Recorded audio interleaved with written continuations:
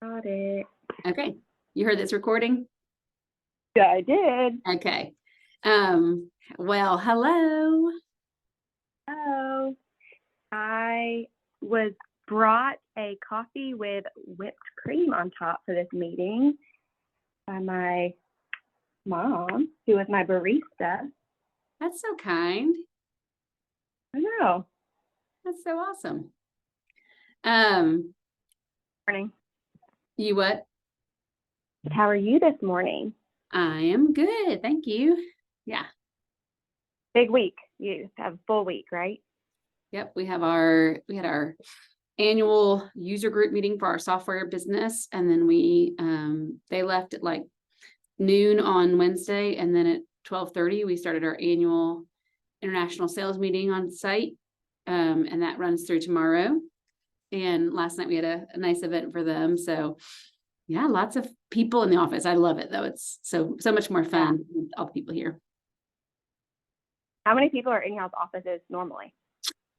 People ask me that. I'm a really bad judge of numbers. I mean, I'm going to say like 30-ish, 35, maybe tops. And it's kind of spread out because there's room for people who are hybrid and they have an office assigned.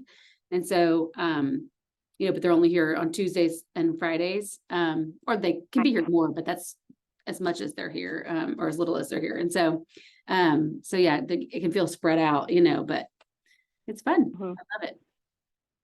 Not like the hundreds and hundreds at Le Bonheur. No. Yeah, we're only a 235 size company globally. And that's spread out globally, but no, not massive. Okay. Okay, well, today we get to review your 360 feedback. How are you? How many people did you talk to? How many people did you talk to? I didn't actually talk to anybody. We surveyed, and I gave them the option of, a call but I think normally I would probably schedule a 30-minute call with them in addition to the survey for clarification purposes. But because we expanded it to your friends and family, which was great because it gives you some color that you didn't get in your last 360, Yeah. That I thought, it's probably too much to get that done because it's done in the setting for my class. It's only a week. Normally I'd have more time between having administered it and providing it to you. So, anyway, yeah. So I think you what? It wasn't a short list either. So yeah. And it was good. We had a good blend. We had 12 of 16 of the people that were requested responded. So, nice. And some of those that did not respond, I think were participants in your last one. So that's good because it captures some new, not, repetitive. It would have been nice to have them for just a kind of an update on where you are, but it's okay. It was a short time frame. So, okay. Well, before we jump in, is there anything like 911 top of mind that's kind of distracting or on your mind that you want to talk through? I don't think so. Okay. How are you feeling about today? Good. Excited. Good. I love your approach. You're so great. Well, I'm looking at the document. I'm going to try to kind of go between a few things. So, and tell me if you need me to move this. I feel like I keep on trying to make sure, is it picking my like me talking up? Okay. Yeah. But you know how last time I told you, we can't talk at the same time and there's a little bit of a delay for your start. So if I'm talking over you, I'm not trying to. Me too. Okay. Me too. Okay, good. Okay, let me pull my other document up here. So I think you and I discussed this briefly when I went through the overview with you of kind of the whole coaching process. But that when we got to this, we really wanted to kind of do an exercise where when you're listening today, do you have some paper you could pull out or some notes on your screen, however you want to do it? Oh, good, you were ready. So if you want to just kind of label 3 areas or 3 different sheets of paper, however you want to do it, with the start, stop, and continue. And so I think as you're journaling and as you're listening, you can kind of put things into that category. And then we'll be able to kind of talk through that. And so I'm going to do kind of a summary. You're going to hear me summarize some of the things, and then we'll go through in any detail the questions, and I'll stop and kind of be able to check in with you about how you're feeling or your thoughts. And this will give us a lot of, I've started the summary document for you. And it'll have an overview that you can even share with your supervisor, if you want to. And it has all the questions that were asked and kind of some summary of the feedback, but it'll have, ultimately it should have a compilation of strengths and some opportunities for development. And from that, you and I'll be able to work on your development plan too. So just be listening to those things today and kind of noting too, any feelings that come up, because we'll stop and talk about those. Okay. So good. You what? I'm so good at the feelings. I know how you love your feelings. I'll work on that. We'll put that on start. There you go. We already got started and you haven't even heard it. Okay. So, as I already said, I got a response from, let me see if I can actually move this down here so I can look at you more. I don't want to keep poking my head up there. I got 12 respondents or 12 of the, people that we asked to responded. Of those, just so you can kind of understand the mix of people, was obviously yourself. I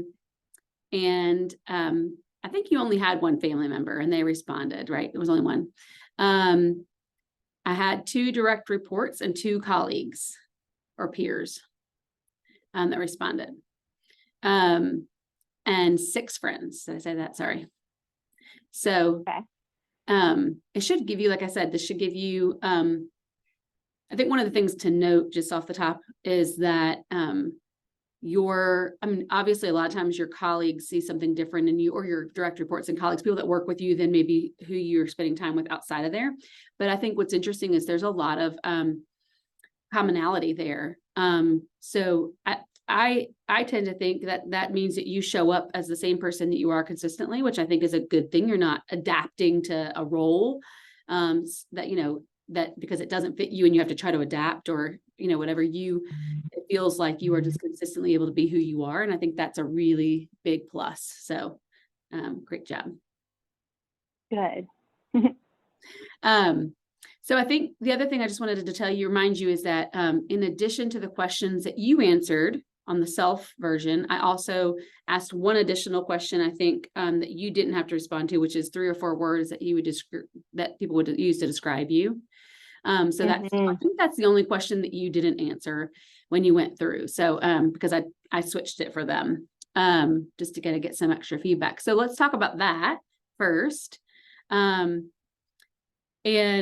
I guess before I do, a couple other things. You were overall, there was, I've just pulled some quotes out to share with you, that you were described as a high capacity leader who's fun and relational and who will do impactful things in the world. And I think that's really meaningful to kind of let that set the tone for what you hear today. I think that's really encouraging.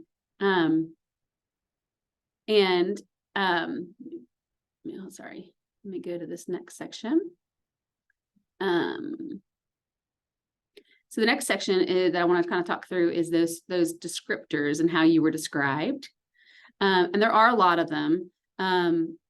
But I particularly, when you get to look at this document eventually, you'll see that if I have put it in bold, multiple people said it. So it's not just one, it's more than one. And then if I've underlined it, it's probably like 3 or more. So like bold might mean 2, and then 3 or more for the underline and bolded. So you'll see that, just so you know, that kind of stands out. Okay. Because I think that's meaningful if several people are seeing those traits. Yeah. One other kind of overarching thing was that you rated yourself lower than any other responder. Interesting. Yeah. So again, whether that's encouraging or not, I think it should be encouraging that other people see you in a really favorable way. And I think it's probably likely that we're always a little bit more critical of ourselves, and in taking 360 evaluations like that too, sometimes I think what comes into it is like, well, I don't want to be like arrogant about it. I want to leave room for the fact that I have a lot to grow in, right? And so we can rate ourselves. But I think that overall, what you should really take away from that is, other people really have a high view of you. And certainly, So how did you like get that score? Like how did you, like, using those numbers that we had to rank like 1 to 5, like I would rank myself lower. Yep. On average than other people in certain categories. Yeah. So it's not going to. So what I did was I took each responder's sum total of those questions. And so I looked and said, like, Michelle rated herself overall on those questions. It turned out to be a 60, and, so-and-so, everybody else was above that. Okay. And pretty significantly in some categories. I mean, not categories, but in some, like certain people were well over whatever you scored yourself. By quite a bit, you scored yourself lower. Now, and I think that's just kind of to say that your overall leadership presence, is stronger than you're giving yourself credit for. That doesn't mean we don't have areas that we can, look at for development, and areas that we can look at and say, these are strengths we should leverage. I think it just tells you that it's a piece of information to kind of think about. And the other thing that I think is interesting is that on all of the questions, which I think there were about 23 in total, of those, I think it's 1, 2, 3, 4, 5, 6 of them, except for 6, everyone totality scored you above average. So if we have a scale of 1 to 5, that means that on what's 23 minus 6, 17, on 17 of the, I'm terrible at math. On 17 of the 23 questions, you were ranked at 4, 5, or 6 by everyone. Okay, now I'm 6 other ones. Yeah, I know. You always want to hear the other ones. We're getting there. Of the other ones, the ones that I pulled out, that those other 6, it was typically that one person or 2 person and 2 people. And again, you'll know when I send this to you, the 2, if there was 2, it's bolded. If there was not, just so you know my pattern. So in those 6, only on 2 of those 6 did multiple people, and it was only 2. Like 2 people scored you at a 3, and there was nothing, you never scored below a 3 on anything. So average on those. And then in the ones that are bolded, 2 people scored you at a 3 on those. But again, no 1s and 2s. And we'll get to those, but I just wanted you to kind of understand like how I've tried to evaluate the data and kind of look at it overall, and just to kind of give you a picture of like, what we're diving into. So how do you feel about all that? Great. Let's go. You're so funny. You're like, skip all the nice stuff. All of it. Okay. Well, so the description words, you were described as, and I kept all 3 of these words, but they kind of mean the same thing in my opinion. But you were described as hardworking with a strong work ethic and diligent. I think those are kind of the same areas. Yeah. And multiple people, 3 or more, said that. You were described, I'm going to read you the ones that are 3 or more first, and then I'll move to 2 or more, and then 1. Okay. So the other one that was 3 or more was confident.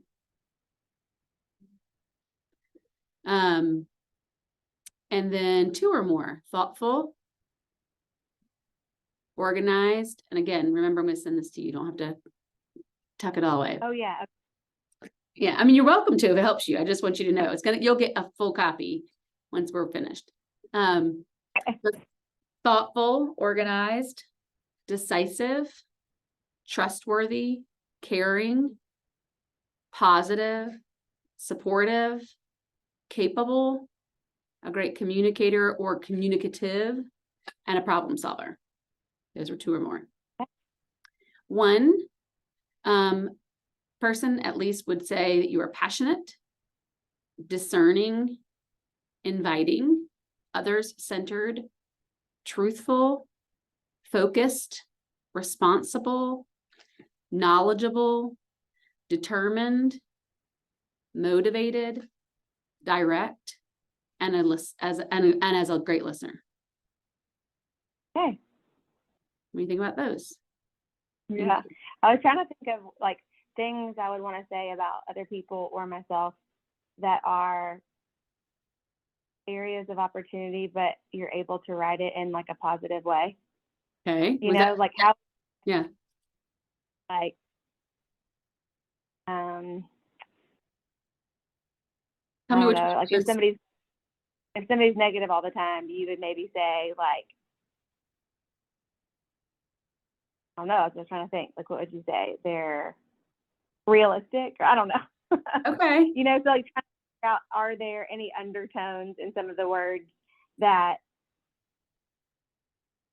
like some of those traits that could still be areas of opportunity? Does that make sense? Yeah. So why don't I read through them? And if you hear any of them, jot those down that you Okay. interpret as potentially a hidden area of opportunity. Okay. Yeah. Okay. Okay. Hardworking. It is one. Yeah. Okay.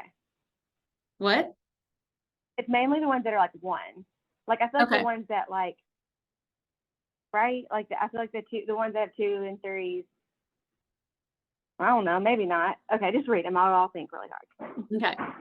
So hardworking or diligent, thoughtful, organized, decisive, passionate, confident,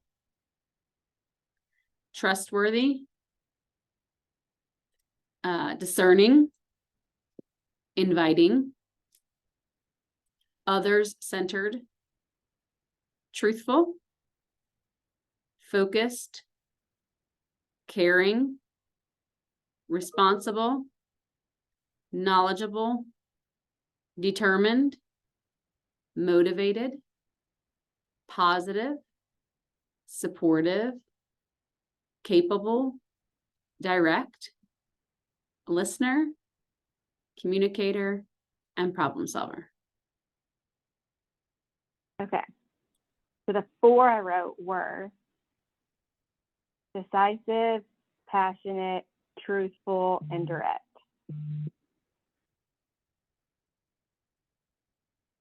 Okay. And I do like definitely positives and things, especially in the workplace, who I can be compared to. So like my boss and I, like I'm definitely a lot more direct than she is. I also think that you can be,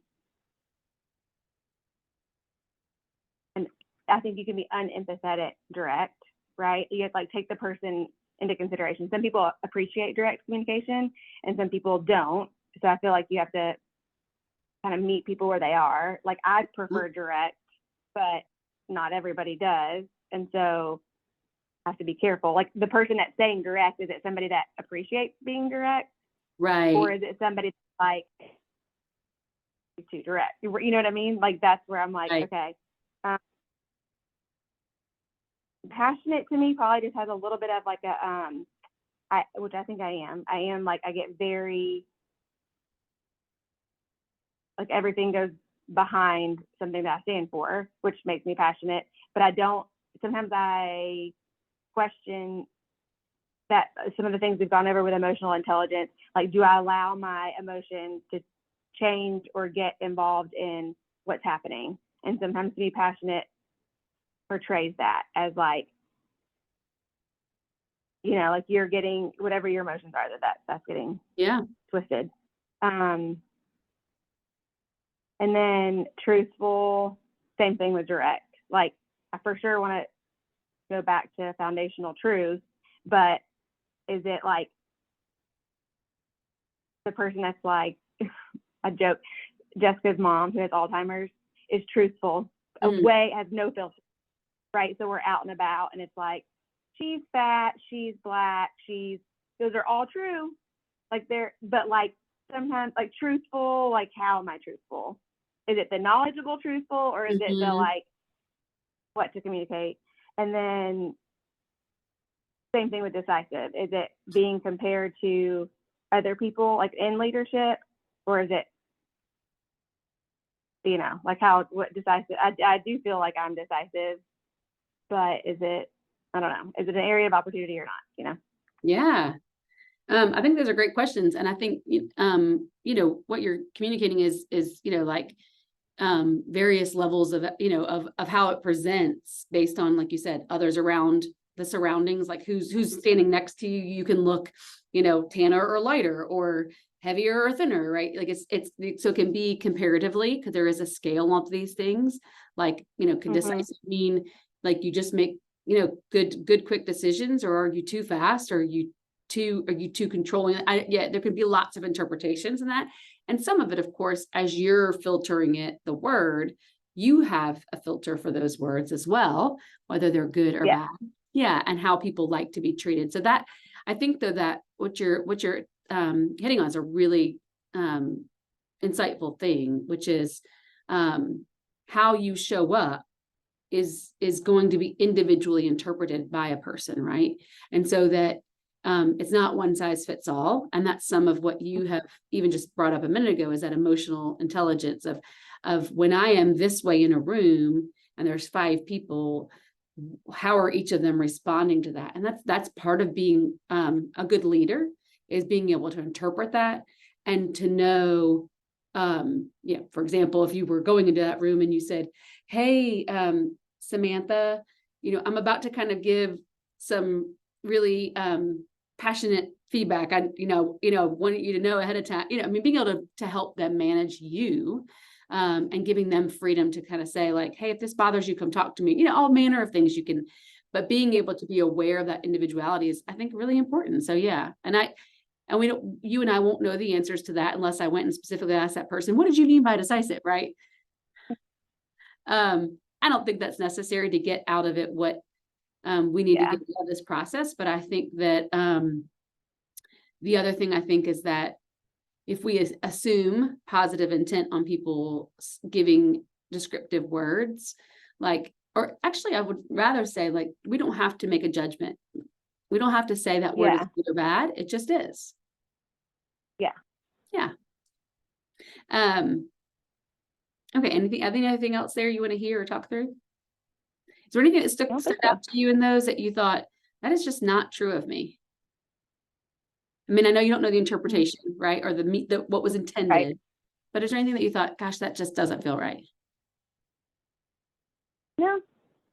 Okay.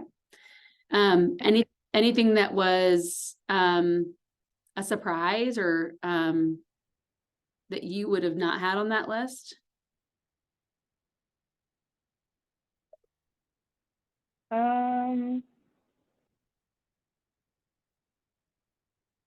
Read some of those 2 ones again. Thoughtful, organized, decisive, trustworthy, caring, positive, supportive, capable, communicative, problem solver.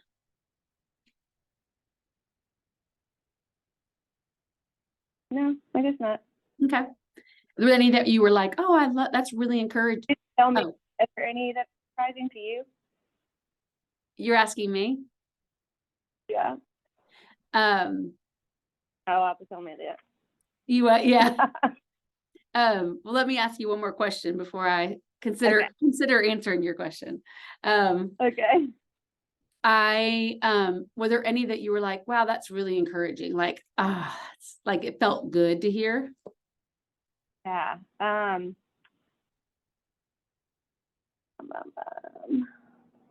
can read them again too, don't worry. Yeah, maybe read some of them again. Okay. Hardworking, thoughtful, organized, decisive, passionate, confident, trustworthy, discerning, inviting, other-centered, truthful, focused, caring, responsible, knowledgeable, determined, motivated, positive, supportive, capable, direct, listener, communicative, problem solver. Yeah. So I think that inviting, supportive, caring, positive are encouraged. Inviting, supporting, positive, and caring. What you said? Yeah. Inviting, supportive, caring, positive. Yeah. Just that. More about that? Yeah. I think because I want those things to balance all the other things, right? So it's like being hardworking, diligent, organized, decisive, truthful, direct, like all those, without being inviting, supportive, caring, and positive, would not be who I want to be as a leader. And like, even sometimes I feel like I can be more of a realist, like that being positive, caring, supportive is like,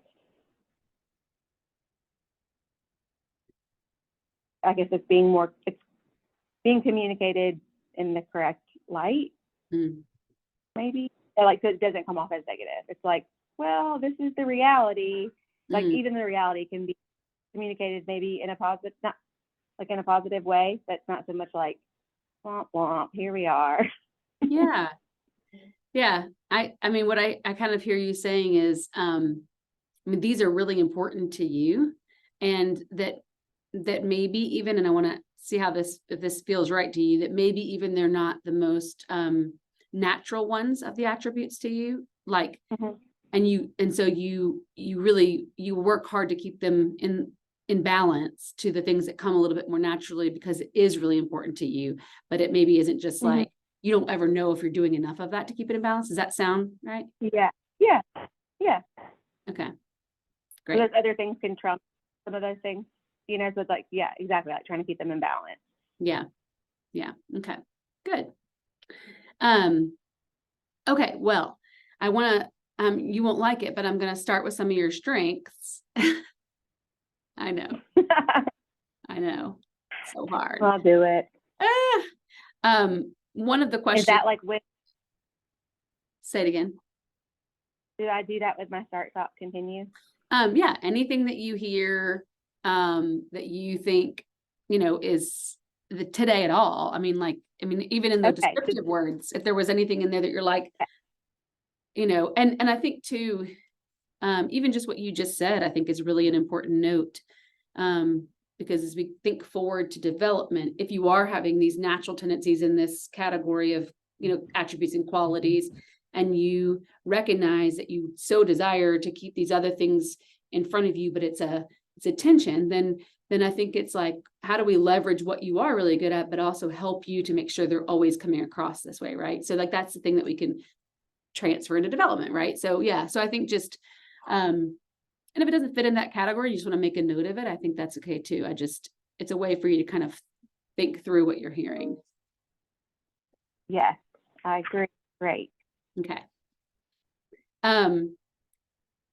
So you're, I consistently, kind of saw that you are, you're willing to do, I think, hard things, have hard conversations, endure through challenges, kind of have a won't stop attitude. You're very tenacious. I saw that as something that was, marked as a strength of yours. And I think that went along with this, sense that you have a strong work ethic, and that you're very motivated. And, you have was kind of noted even to like as a good follow through in your work ethic, and attentive to detail. So I think about when your work ethic or your work style is, described, it's like strong work ethic, motivated, great follow through, attentive to detail, and focused. And I think those are all, a descriptive, if you will, of how you work. There was this theme of kind of just, striving for excellence, that I see your smile, and I'm thinking, like, I know you and I talk about the Enneagram and that oneness, right? That desire to refine, and so that definitely shows up in you, which is no surprise. True.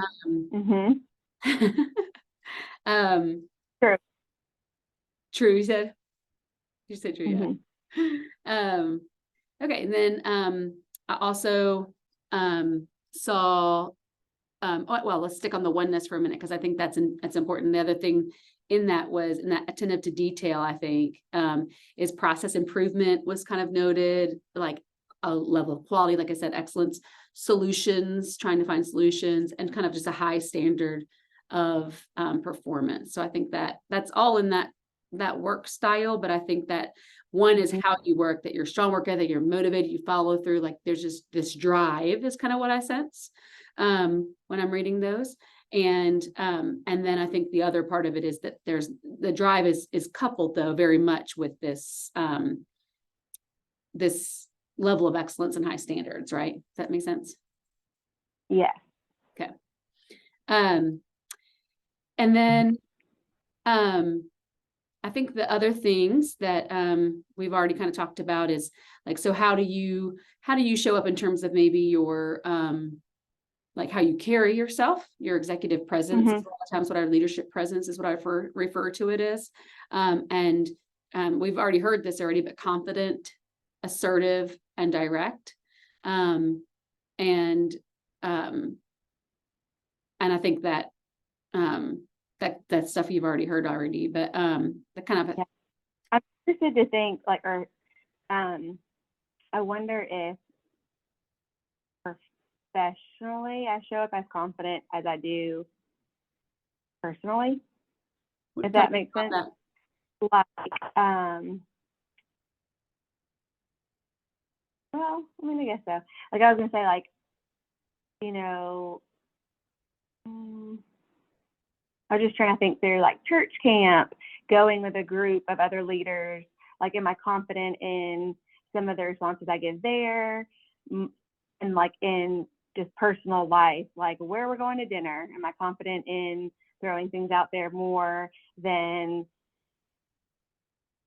how I present like at work? But then I start thinking about it, and it's not what I feel, it's how I think I present myself. Like I feel like I know the answers, like I'm confident in what I know, but sometimes I feel like I have to present it in a way that waters down my confidence, because like I'm trying to not be like so directive and so telling people what to do. But it feels like I feel like I'm watering down my confidence because I don't want it to come off as like a dictatorship. And you're saying, just to clarify, you're saying you'd water it down in your personal life? No, I'm saying like at work. Oh. Like in my head, I know the answer. I could communicate it. Let's move on. But I feel like I'm having to like very much control that confidence because I don't want it to be looked at as bossy or like. Yep. Does that make sense? Did you say bossy or saucy? But I said bossy. Okay. I thought you said saucy because the phone cut out, and I was like, okay. Bossy. That's yeah. funny. Yeah. So, well, I think that's something to note in your notes there, because I think that, again, that comes back to me to that balance that you're trying to strike that you talked about before. Yes. These are my natural tendencies. I'm aware these are natural tendencies. I think they serve me well, but if they get out of balance and I'm not keeping this over here, then they're probably not serving me as well as I think they should, and or will create some difficulty for me, right? Yeah. So I think the awareness that you have is really just such a gift, because there's a lot of people who, none of us are 50-50 people with tasks, let's say, just to simplify it, like none of us are exactly so. And so there's a lot of people though that are, maybe they're 70-30 and they don't even realize with the awareness level that you have that they are, and that they should be paying attention to it. So you've already gone the difficult road of being aware of it. And I think the thing that I hear you kind of communicating is I'm constantly navigating, and I want to figure out how to like flex these muscles so maybe it's not so hard to navigate, or figure out tools, right? So yeah, fair. Right. Well, I think it should be encouraging to you then to hear the next piece that I was going to share with you is, you're described in your leadership at work as not just your presence of the confident and assertive directive, but also as very humble and inclusive. And in the inclusive kind of what I gathered was that you are listening to other people and trying to implement what you're hearing. But also that in terms of as a direct manager of people, that people feel like you do develop other people's strengths, that you motivate and you collaborate really well. You are insightful of others' emotions and motivations, and you're a really compassionate advocate. So I think, I hear you, and I just don't want you to be too hard on yourself about those things, because the effort you're putting in to keep in balance is paying off, and overarchingly paying off. Maybe not on a specific day or in a specific conversation or minute, right? But it's like, because that's what you're feeling, that uncertainty, if it's really coming across. But overarchingly, that's what people are communicating about you. So I think that should be encouraging. And and then I thought it was interesting to note too that you were mentioning the difference between positive and realistic, and those were two words that showed up in your strengths, which like you're both positive and realistic. So think about what does that look like to hold those both in tension, which it's great.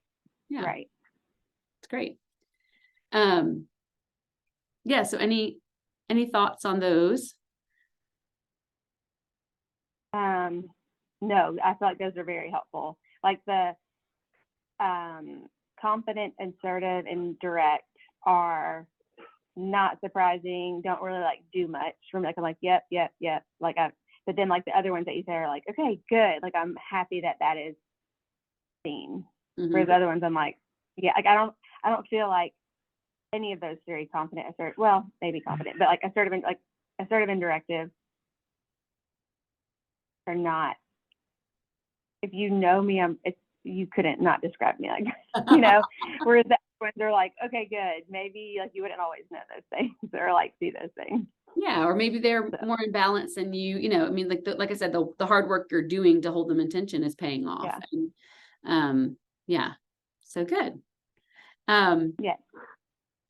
Okay, so just one of the other set of questions, if you'll remember, was about leadership styles, and we gave them options, and not options to choose between, but to kind of rate, like, are you a democratic or a visionary or a coaching or pace setting or affiliative leader, right? And so I ranked these in accordance with what they put that you were. They were pretty. There's a pretty good fair like equality there about what you were. But your top one that was kind of came out on top was pace setting, a pace setting leader, which means you motivate by pushing people to do better, and you lead with working hard, which that lines up exactly with what we just heard about your strengths, right?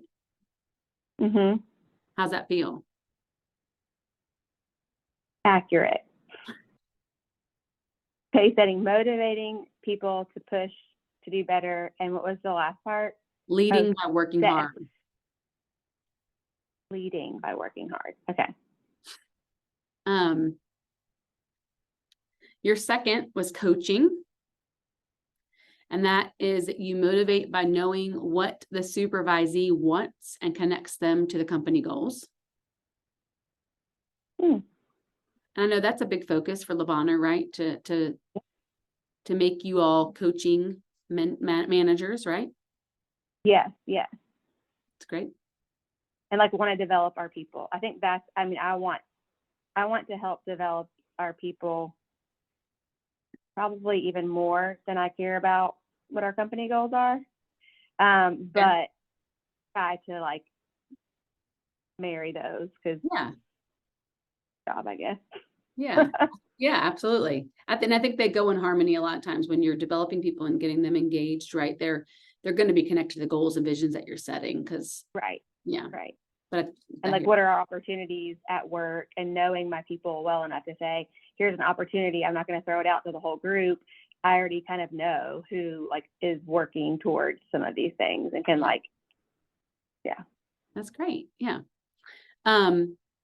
The third one was affiliative. That word is tricky. Affiliative. Motivating by creating harmony on their team and encouraging their supervisees. Yeah, that one, you have to say it again. Motivating by creating harmony. I don't think I create harmony. Okay. Well, other people did. Okay. Motivate by creating harmony. And then what was it? encouraging supervisees.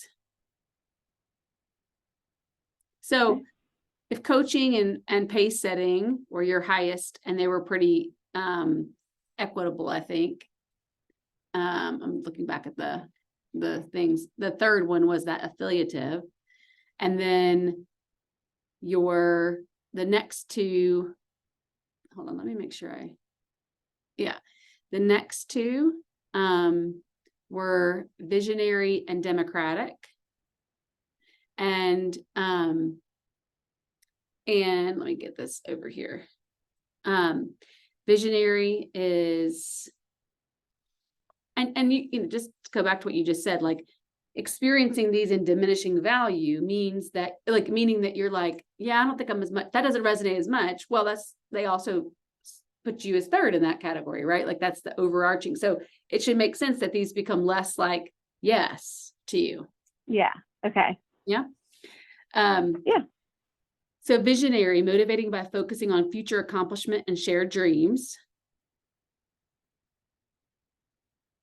And democratic, which was equal with this one, motivating by getting everyone's input to make decisions and accomplish tasks, like, you know, making sure like everybody's on board, democratic. Okay.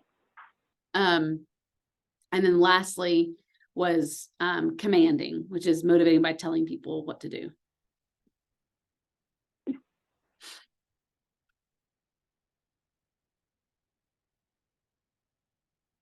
So when you look at that list, you know, pace setting, coaching, affiliative, visionary, democratic, commanding, in that order. Any additional thoughts? Yeah, I guess like if I was to take those words and like rank them myself, Mm-hmm. I feel like I maybe am more visionary than I am affiliative. But I mean, probably in different areas of life, maybe. Mm-hmm. So yeah. The other ones feel. I don't know any of them. You what? I don't not agree with any of them. Yeah. And that means like, so how many are there? Like if there's like 20 of these, that means like these are my top 5. No, those are all of them, and they're ranked in. Oh, these are all of them. Yeah. So like you would do somebody else, these would be the 5, and they would have to be re-ranked for them. Correct. Okay, that makes more sense then. Because I'm like, the word harmony that was throwing me off now makes more sense in that everybody has to have this. Okay. So it's what order. Yes. Sorry, I could have said that clear. Yes. So yeah. So what happened? The question that they got when we you know, or in the survey as they went through it said, leadership style and motivating others. What are different ways this person leads and motivates others? And it gave them those 6 ways of doing it. And as a result of that, they, you know, then they could like rank you on a scale of 1 to 5 on each of those. Okay. Does that make sense? Great. Yeah. Okay. Yeah. So I think to kind of when I was saying diminishing like connection to them is that, you know, if you're like, I do feel a really strong connection to pace setting and coaching, for example, and those were the top 2 that people saw in you, then like, okay. And then, can you hang on 1 second? Yeah. I'm so sorry.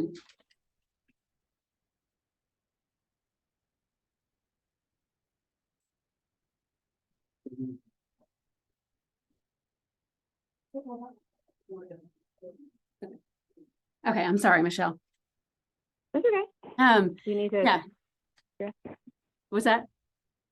Did you need to go address something? No. Okay. So essentially, you know, then you get down to the affiliative and democratic things, which were the two styles next. Like you said, like that harmony one throws you off some, and so you know, if you were a 5 on coaching and visionary, you're a 4 on affiliative and democratic. Oh, I'm sorry, not visionary and coaching. I'm sorry, coaching and pace setting. you were a 5, Mhm. I'm just giving you examples, 5 or 6, then the next one was visionary, nope, affiliative Democratic, you're a, 4, and then visionary, you're a 3, and then commanding, you're a 2, I mean, so that's what you should Yeah. think about, Yeah. that ranked that way. Yeah. That makes sense. And the visionary being kind of like in the middle too. It's like my long term, I like the future goals, future accomplishments. It's great. It's important. But like, I definitely don't get stuck in that. Like, I need to have action plans and things to get done now, which is more of the pace setting and coaching. Like, let's get this done. And then there still is that dream and goal, but it's not like we get so stuck in that we get nothing done this week. Whereas I have plenty of people that I would say, you are a visionary. That is great. We need some tasks and to-dos to be able to get that, so it like makes sense. Yeah. And I think when you think of leadership styles, I mean, not everybody is, I mean, I might would say that it's important for us to dip in and out of these based on the needs and the circumstances. And so if being a leader really does require us to be visionary, then, and we're not if that's, an area that you could grow in because it's further down the list. Okay, so how can we become more visionary, right? How can I make sure to be, because that is part, I would say leaders are visionary, they're future thinkers. Managers are current focused. So a manager keeps things stable and running.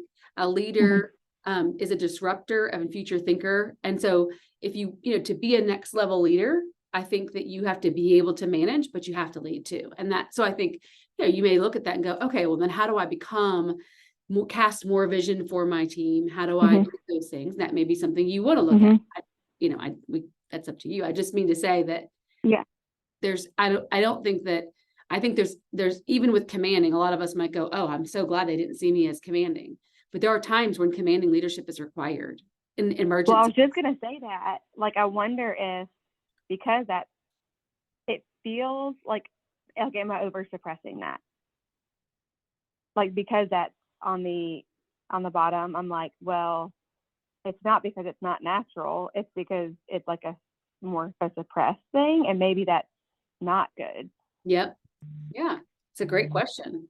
Yeah. Yeah. I need a new notebook. I'm just kidding. I love it. So those are some good things. Like, should I, that harmony one, I don't think I do that. Should I be? I don't know that I really focus on future accomplishments, or maybe it feels, what I heard you say was maybe it feels like we can't really do that. We've got tasks to do in front of me. Oh, but maybe I should be doing more of that. What's in my way, right? Of doing that then, so that I'm not just doing the management, that's in front of me. And then I think then, is there times where I should be more commanding, and what are those times that's appropriate? So I think, yeah, those are great questions that we should consider for, when we get down to the road of development plan and what you want to consider. You can look at those things and ask, decide. So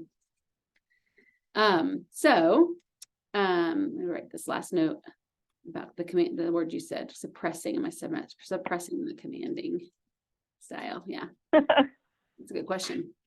Okay, so then let's look at your opportunities for development. And again, just I'm summarizing some. I think I kind of put this under, I labeled this under like corporate communication.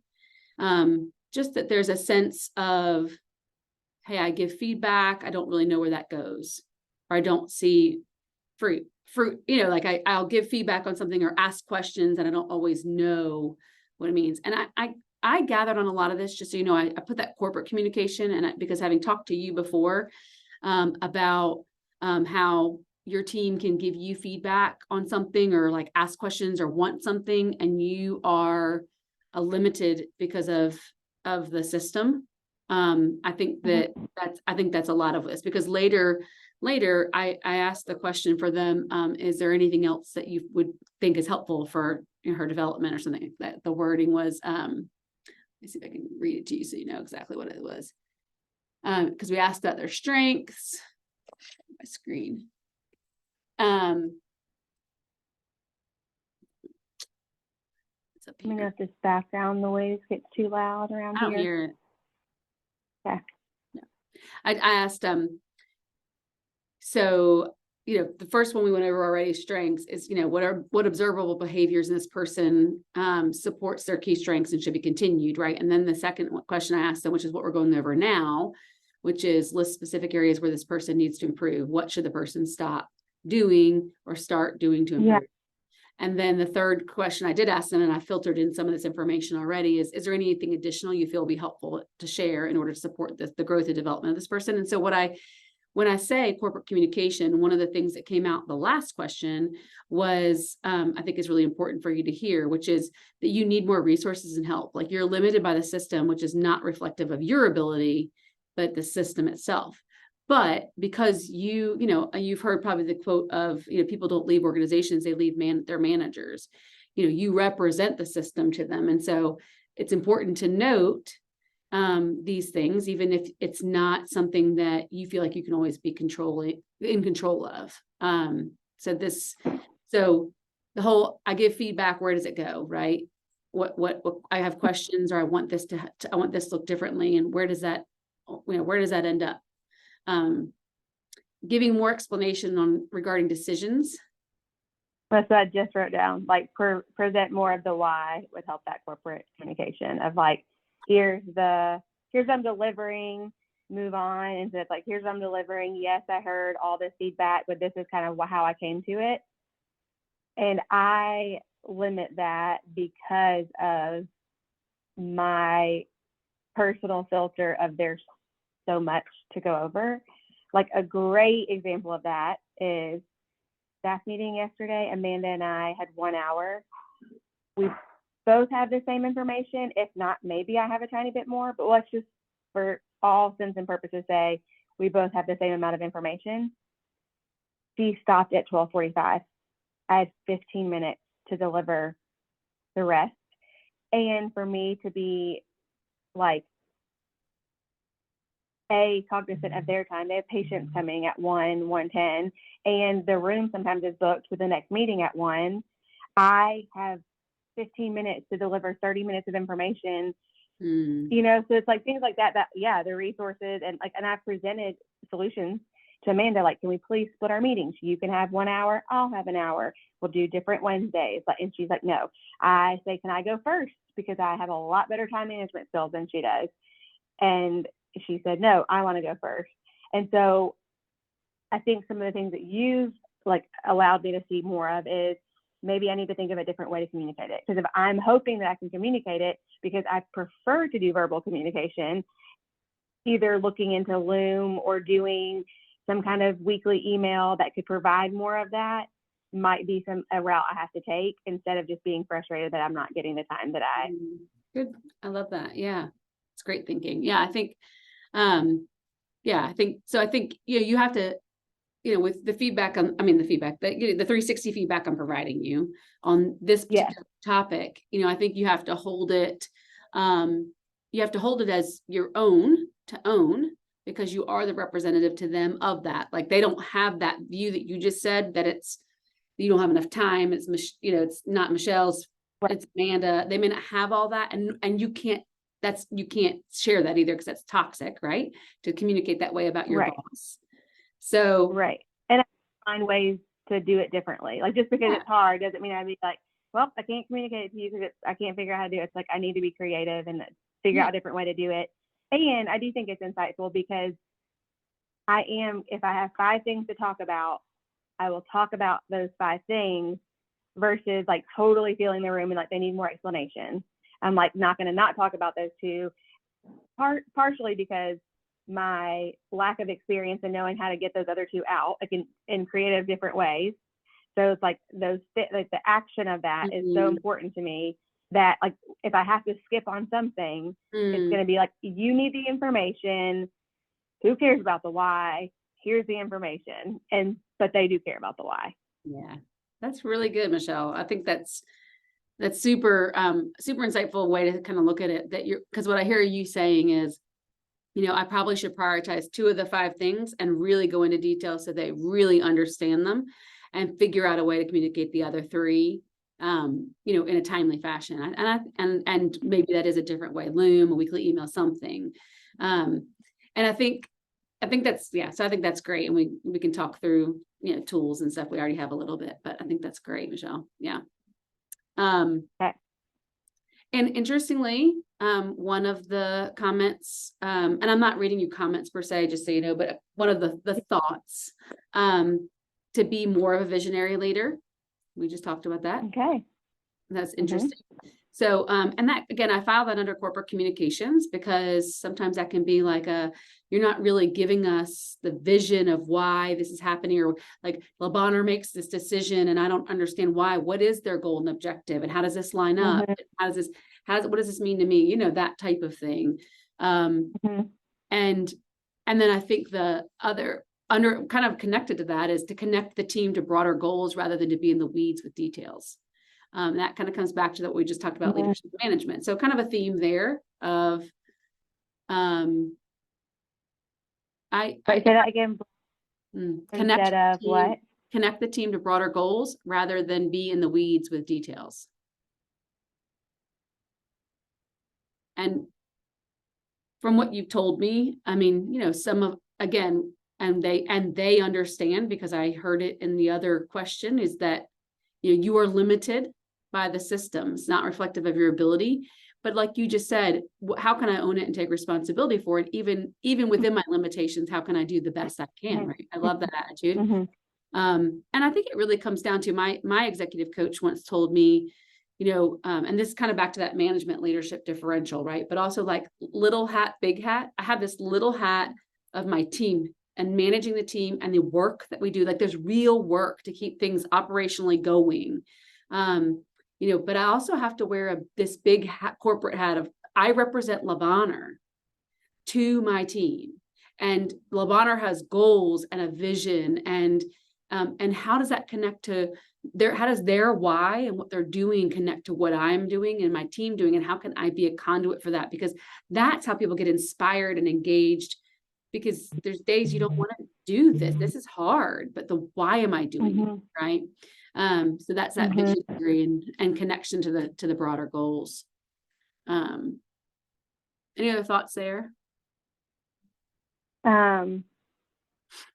Mainly that if things weren't on fire all the time, I feel like I'd have more opportunity to even like spend time for me to buy into the why, to be able to explain it to my team.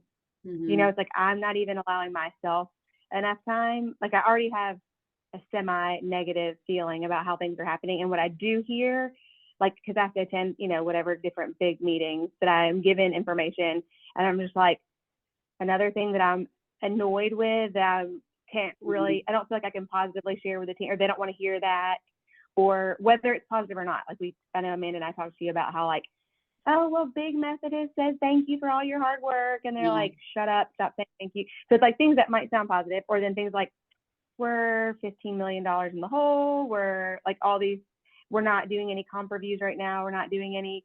And so I have a big eye roll at all of this. So I feel like I need to like dig deeper for the big why. Like, why are we doing this? But I don't have the capacity right now to do that, because what my capacity is spent on is everything on fire. And so it's like, do I let some of the fires just, or what do I need to cut out? Like that I can spend time finding the patient stories of like, this is why we come to work every day. Let's get all mushy and it's like, but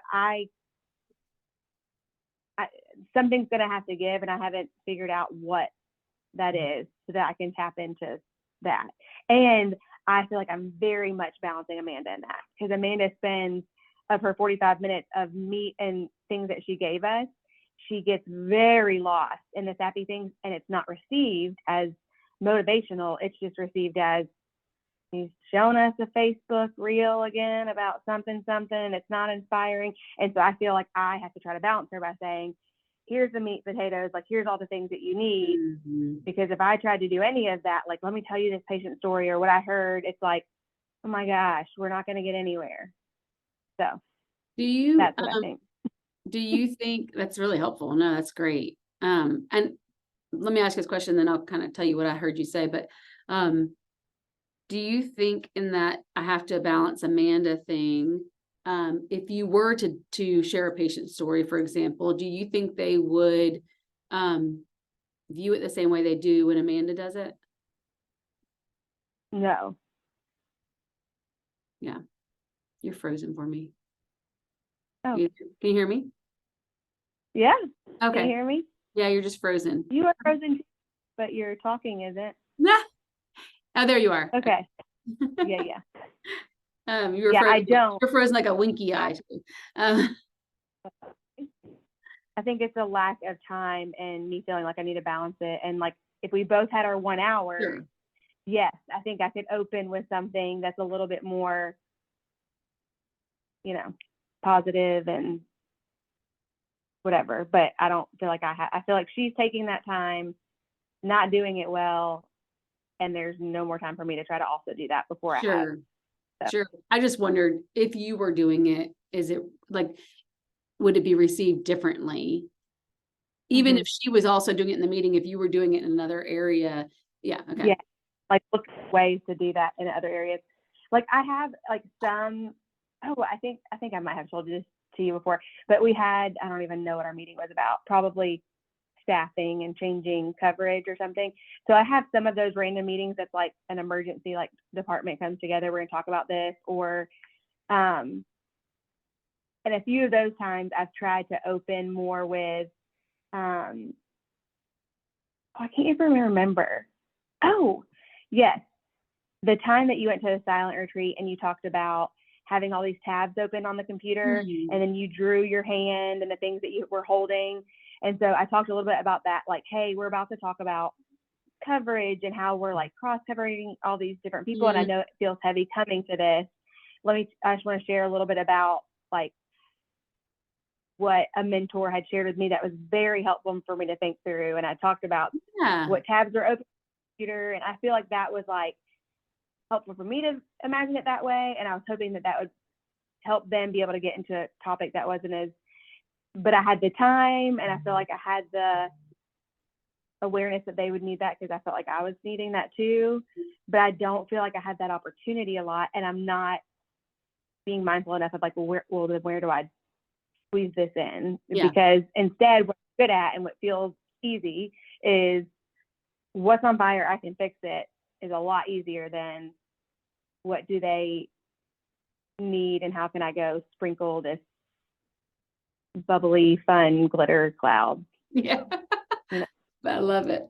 Yeah. And I hear you, it's like, I want to do that. I think I could do it well. I don't know what space to do it in. And I certainly don't know that I have enough time as things are right now because I'm maxed out on my operational work and or fires. And so something would have to shift in my mentality about how I'm dealing with the fires and the operational things. And so again, food for thought, when we're doing the development plan and working on coaching is, how do we want to tackle that? There's many ways and we can talk through that. So that's great. I love that. Yeah. And see the importance of those things, because obviously what's easy for me, or not easy, but it just seems, I guess I feel more accomplished crossing off the fire to do. Like I solved this, I fixed this, I've solved this, I fixed this, I got this cross cut, versus we're not going to have a plan for that, or it's going to be something that's going to be an easier fix so that I'm able to do these other dreamy pieces. It's like, in my month, where am I inserting that? Or like, how many tasks do I cross off before I go to a dreamy thing? Yeah. Because it's not as, obviously it's not a priority for me because I'm not getting to it. It's like, what can fall off? Yeah. We all have lists that never end. So you got to like reprioritize it. Yeah. Yeah. And I think the thing that we often, and I heard you just say this, is that we often look for is, when is there not a fire so that I can do this, rather than, saying this is important and it needs to be on the list, Yeah. and maybe grading the fires. You know, this one's a 10, this one's a 2. And, you know, I need to take 10s need immediate attention. 5s, you know, 5s I can wait 24 hours, 2s can be within the week. And so if you're scaling those, that potentially you can fit in other things, because you're not, because, you know, if you're looking at a fire and you're not grading it, everyth's a fire, which is, you know, where you guys sound like you are in terms of organization and stuff, then it's like, then all you're gonna do is be putting out those fires all the time, and you never get to have that intentionality. But if you're like, okay, I can get to that this week, it doesn't have to be this day, and that frees up some space, and I'll have to jump next on list, right? So yeah, it's good. Okay. Okay, so I think corporate communication, part of that is more visionary. It's still what we're like under, right? We just finished that one for now, but just kind of, the following up on feedback, giving more explanation, like the whys, like you talked about, and being more visionary and connected to broader goals, not the weeds. Yeah, I like how I call that dreamy, not broader goals. Visionary. The glitter and the sparkles, dreamy. Okay. I know, which it does. I was thinking that when you said that, I was like, that tells me a little bit something about how you view it. Yeah. Which that's fine. You know, it's like, you may feel like, gosh, I mean, if I step back from it, I don't think they're glitter and sparkles, but I just like, it doesn't, there's a difference when you're in the midst of what can feel like critical moments. There's nice to haves and need to have, or nice to do's or need to do's. And it can feel like when you live in that trauma critical mass forever without reprieve or insertion of breaks, you and your team, like, it's not sustainable to live at that level of criticality, right? So I think like it does feel like glitter and sprinkles. Like, I ain't got time for glitter and sprinkles. Like, we're putting out fires, right? Like, I can't throw a birthday party while I'm putting out a fire or whatever, it's, but. And I feel like because I am, back to my whatever, like highly driven work ethic, I don't always need the glitter and sparkles to go. But if you're not that, then the glitter and sparkles are required to get you to go. And so I think that's also like what I'm like, why am I not getting more out of you? Why can't you? Like, you might need some glitters and sparkles, because that is going to be what motivates you if you don't have that natural tendency, right? So blah blah. Griddles, sparkles and glitter are going to be griddles. Okay. I love it. Griddles for everybody. Griddles for all. I love it. Well, and you just tapped on something really important, which is understanding what motivates each of your team member. Because, I've been talking this week about my kids, and I have one that's severely motivated intrinsically, like just by wanting to be excellent and do well, real driven. And that's probably tied to like reputation and people pleasing and things like that. And I have another one that's really driven by monetary gain and what's in it for me, which the world, like, we may look at that and be like, well, this is more preferable over here. It's not, there doesn't need to be judgment there. It's not good or bad to be motivated by different things. It's important, especially as a leader, for you to understand how are your people motivated, and making sure that to get the most out of them, you have to engage that, right? So how do you get them to understand what motivates them? Because if I ask my people in general, they all say they are motivated by money that they are not getting. Yeah. And then the blanket statement is, okay, then what keeps you here? If we can't give you more money, like, why are you still here?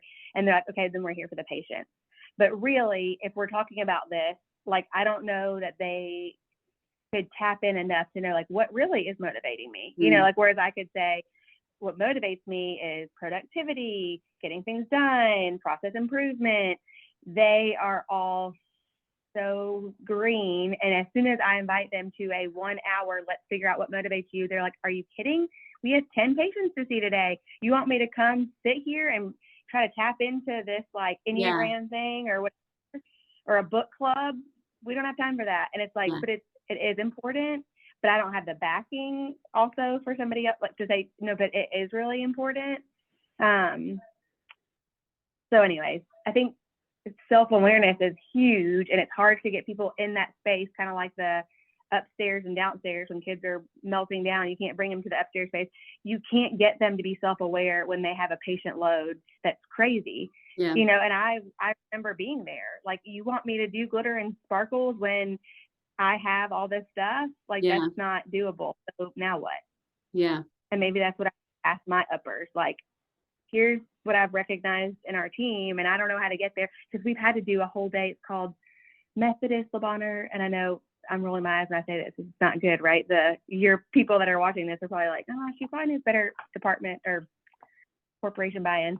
But it's called Unfreeze, and it's a day where the department is like covered by 2 people, and the rest of the whole department has to go to this human resource led unfreeze, and it is lots of glitter and sparkles and teamwork, and the way people talk about it in the office is like we've sent them to go do something like, I don't know, can't sit in jail for 8 hours.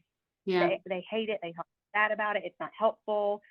And so it's like, okay, well, that wasn't the point of it, right? It's like, not Big Methodist doesn't want them to. So we need to be more creative. I need to be more creative. We need to be more creative in how to do that.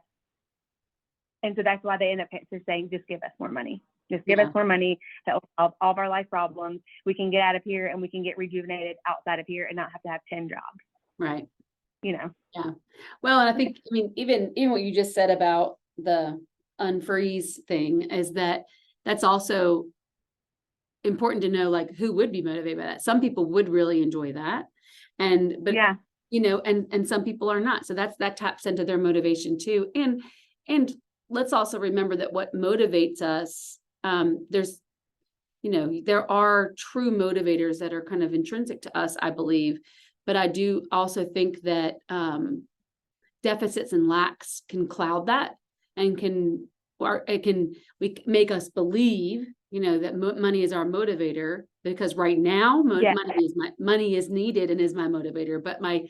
like you said, my real motivator is this. And yeah, there are things that you can do to help people understand their values and their personal mission statements, and therefore know what really are their motivators. But it, you know, a lot of that work has to be done because somebody has decided they want to grow and be coaching and developing and do those things.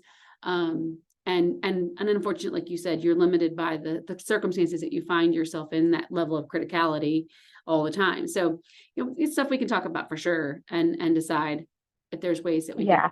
Or like ways to be creative. Like, is it like, I'm prioritizing it so much that I need you to plan to leave 2 hours early to do this on your own somewhere and then give it back to me? So like, but I don't know, like, you're leaving 2 hours early, so now I have to do that same amount of patient load in this many. Like, it's just that, I don't know. Like, I need more creative ideas that I also haven't given myself, or felt like it's been given to me, the time to even consider these other things. Yeah. You know? And it is hard, you know, in a larger organization, you know, the ability to influence from where you sit can be a lot more challenging than in a small organization, because, you know, you take a large object and you poke it with your finger, it won't move. You take a small object, you poke it with your finger, and it moves. So, you know, you do have some limitations in the organization that you're in. And so it's important to recognize those and to try to work within those. And honestly, Michelle, I mean, this aside, but something you've told me is, I may not want to be here. You know, the lack of corporate buy-in that I have, it may not be that I just need to suck it up and do it. What'd you say? It's dangerous. Yeah, no, but more of like, you know, I mean, it could be like, it's not that I just need to pull up my bootstraps and get on board. It may be that it's like, this is an affront against my values and ability to lead enough that I need to depart. You know, and I don't know the answer to that. We'll talk through it some, because I know that's on your list. Yes. But it's important. That's an important question. Yeah. Yeah. Okay. Okay. Next. Yes. Next. So I think, let's talk about the emotional side of things for a minute. So I think I think there's a desire to have your emotions impact or change your behavior, meaning other people's emotions and your own, to allow that to be more a part of your leadership, which is kind of what you were talking about earlier, like wanting to make sure it is about. So people are seeing it clearly. They've talked about this, but again, you might be 70-30 and they want to see more of 60-40. But I think that more emotion in the more emotional awareness, more emotional like consideration, so empathy for those that like don't have the same capacity you do is one of the things that kind of came up, is that people recognize you have a really high capacity, but that maybe there's some intolerance for people who don't have that same capacity. And I think that's how it can come out, for example. And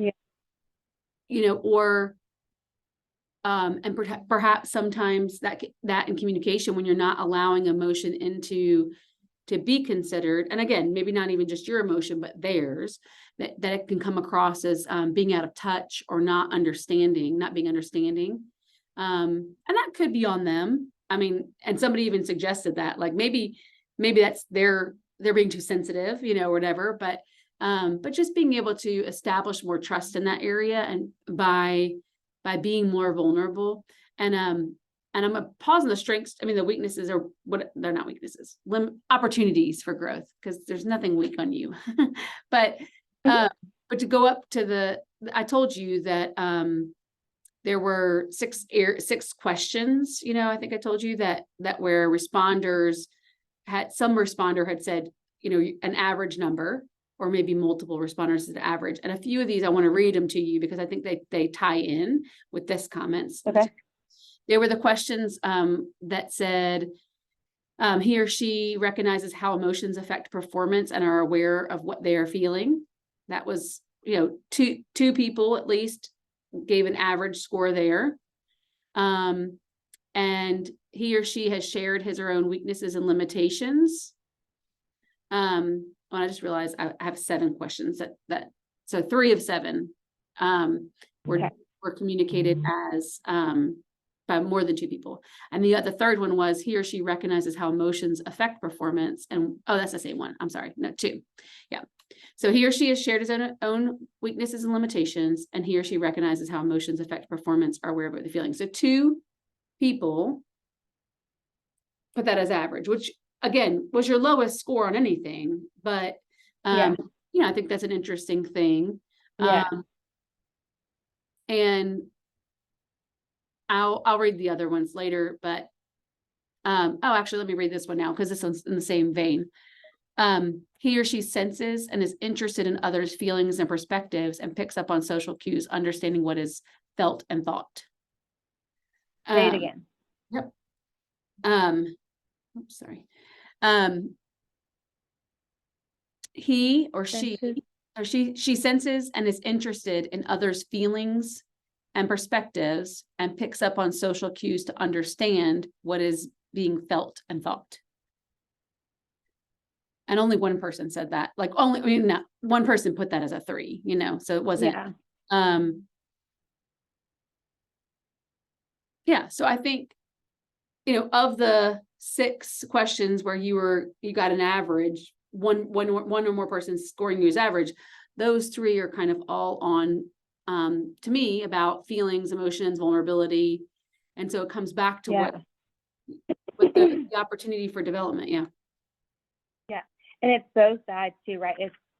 They're saying, like, I need to be aware of what I'm feeling, and then also be aware of what they are feeling, to bring back to the conversation of like where we're going with this, right? It's not just like she knows what she's feeling, but she doesn't know what I'm like. They're not saying, right? It's both, because the first one said, be aware of what I'm feeling, like me, Michelle. And then that third one was, have a sense of what others are feeling, what perspectives, right? Yeah, it's a both and, you're right, because it is, because I think what it is though is emotional vulnerability from your side, showing emotion and feelings.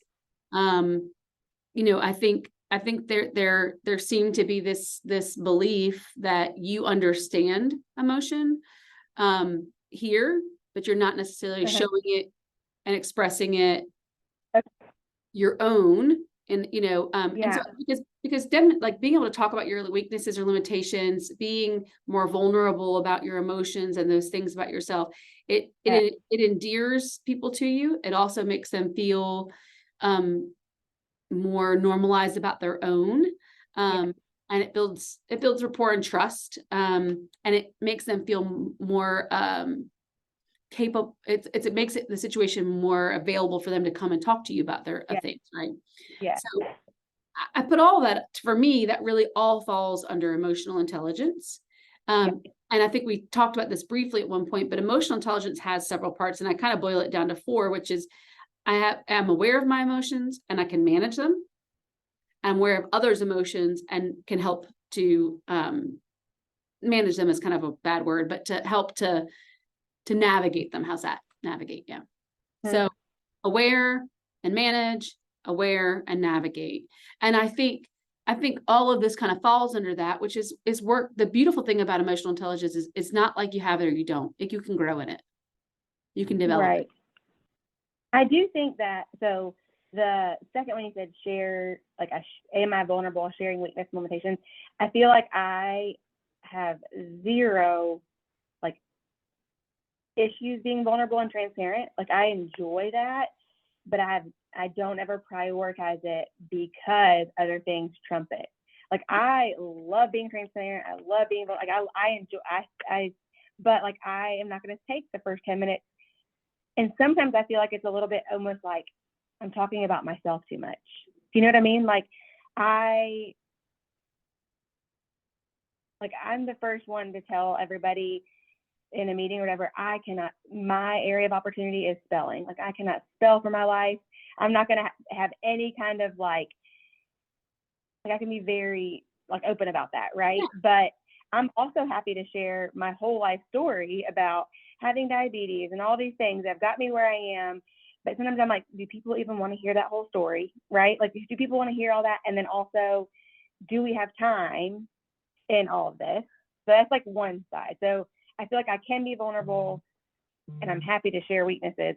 Where I do think I need more, like, emotional intelligence too, is being truly aware of what I'm feeling and marrying that with what needs to be done today, because what needs to be done always trumps what I'm feeling.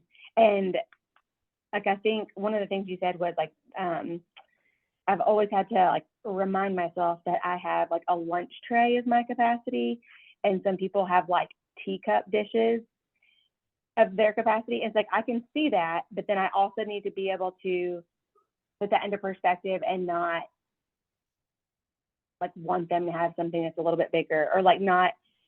And then also, when, like, I need to go back to, like, what motivates them, right? It's like, okay, so that just because you have a little teacup plate and I have a tray, like, I still need people to have, you still need to balance your peer. Like, you can't just be like, I'm coming with my 2 peas and sorry, that's all I can take. Like, I have to figure that part out. So there is some compassion, understanding what I'm feeling to bring to the task, but then the vulnerability, and that's just more like, I guess, taking time to do that and share those things and find opportunities to do it. It's not that I don't want to, again, just don't prioritize it, or I'm prioritizing other things. Like, I've just never felt like the opportunity to do that, or I haven't also seen it modeled that well. And so maybe on the other side, I'm like, let me just not share some of that. It's not that I don't want to share personal things, but it's like some things are just overly, I don't know. So yeah, I think I hear all that. Yeah. And I think one of the things I want to share with you is that some of that feedback came in your personal life too, though. And so I think it's important to know that, because what I think, and I heard you say, don't have time to do that. And one of the things I kind of want to challenge you with is that I think what they're asking for is not a narrative of telling me how you're feeling, but like that it's so ingrained and incorporated with as you're doing, that they also are seeing it. It's the wholeness of you, rather than like, this is just one more thing I have to do because I have to tell them how I'm feeling. That's not what this, does that make sense? Yeah. So more of, and you said it, you said, I need to truly know what I'm feeling first, right? Like that is something I need to figure out, but not narrating it then, but allowing it to come through as you're doing. Yeah. And recognizing how it colors what you're doing, and how like it's the how of what you're doing, not another thing you're doing is expressing my emotions and telling the story. And I think, I think so it's not something that should take time in your work day. Yeah. It should be more of like, as I grow in emotional intelligence, it's just intertwined with it's, my heart is more evident. And so that's what I mean by translating from here to here. Yeah. It makes sense. Like your emotions and your brain, it's all embodied in you. So like somebody stands up on the podium and is going to present something. I need them to present it in a certain, like I need to get the information. I don't need to know all their emotions, but like how their morning was going. So I don't see the importance enough to see like, oh, they had a bad morning, they had a good morning. That does not need to change what their presentation is like to me. Like I need the presentation to come together. And so I think I only have negative associations when people are like, I don't know, tell you all the things and you're like, okay, get to it. You still need to present that, or get to it. You still need to do that. So I don't have a good idea of like, what does that look like on a non-personal level, right? Because we all like, I come in, you have coworkers that you share some of that with, and that allows you to be more supportive of them when you are on like a peer level.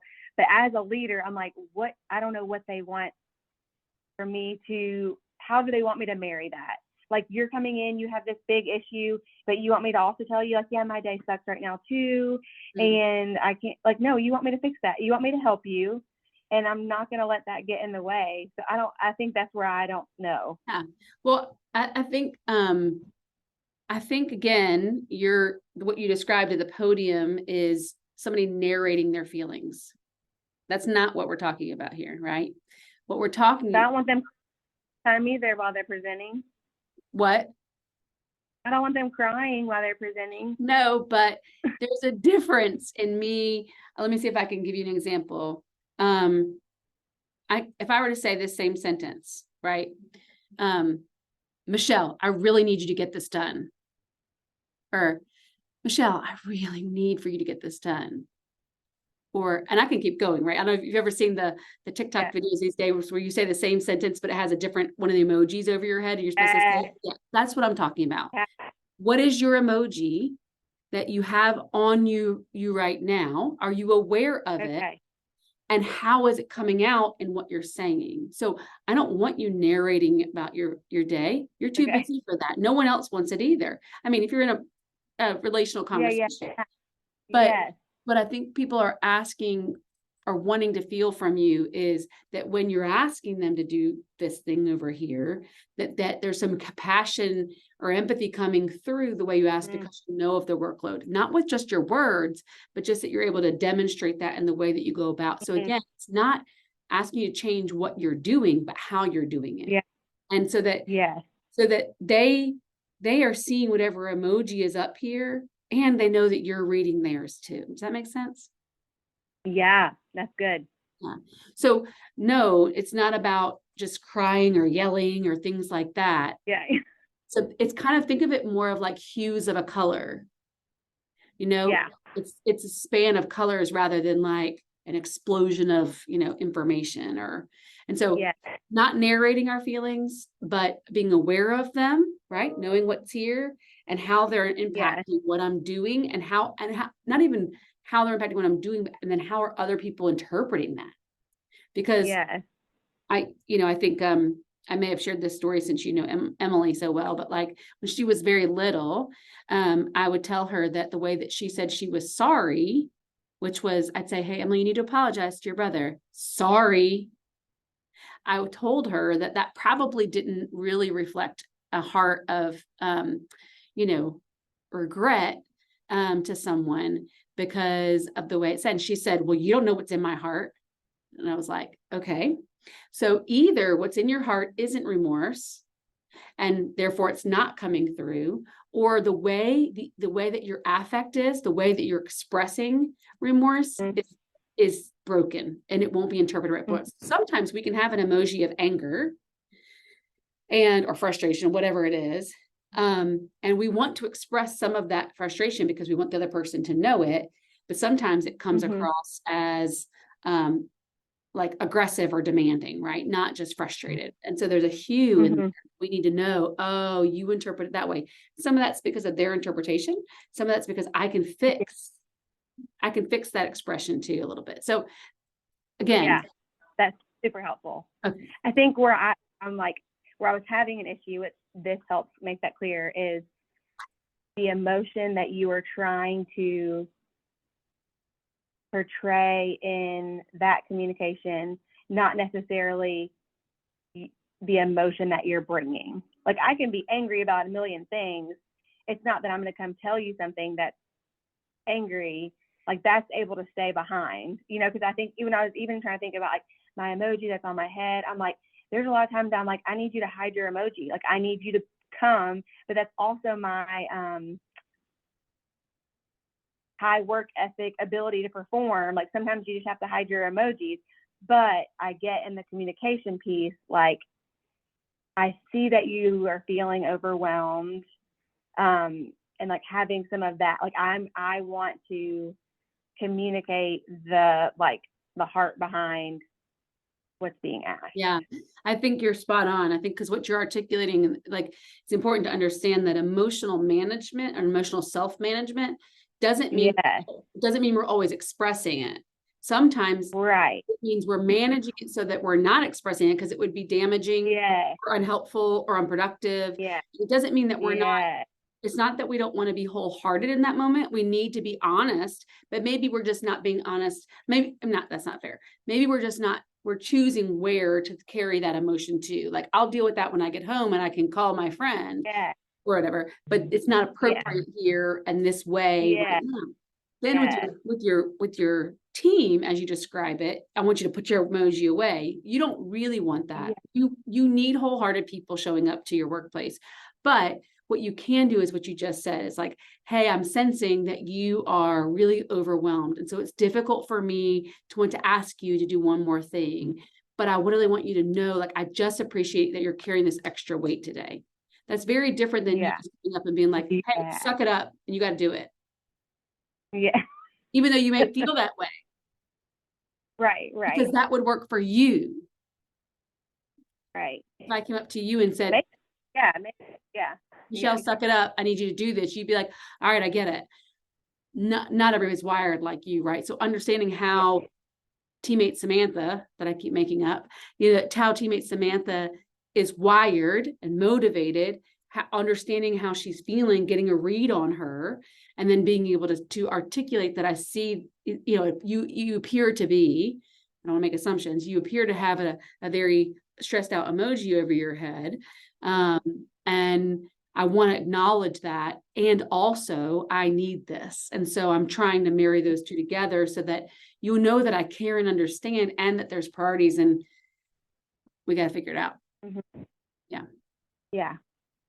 Or like, how do I show the emoji of when I don't get all that FaceTime, right? So it's like, how do I show that in an email? Or how do I show that in a presentation to everybody that they all have different emojis on that I'm trying to, because I don't get a ton of just like, oh, let me come, ask you something. It's like, it's just happening. Yeah, that's a great, no, that's fair. And I think as you grow in emotional awareness, you are going to continue to grow. And I know that this communication could come off to, so-and-so like this. And so what I can say is, hey, everybody, I need to communicate something that I know for some of you will be really disruptive. And maybe, and for others of you, you probably already know or whatever, or, you can say, I wrote an email like this last week. I sent we sent a calendar invite out to a team who's been had a really rocky year of change. We would put a meeting on the calendar with some senior leadership, and they like freaked out. What is this about? Is there more change coming? And I followed it up with an email that just said, hey guys, I know this probably could come across as like a fearful meeting for you for some of you, because of all the change that you've had to digest. I just want to reassure you, this is what we're going to talk about. But like sending that email is emotional intelligence, right? Making that extra step. So it's not even, as you grow in your own awareness, how you do what you do will shift. How you write things, your awareness of, let me think about how the team will feel about this. I don't have to go to talk to Caroline and Samantha to make sure that they digested it okay. Now, I will say there are times that are appropriate for that, right? Like when I terminate somebody on our team, I walk the halls and talk to each individual team member, because I know that their first question is, gosh, what happened? But their second question is, am I next?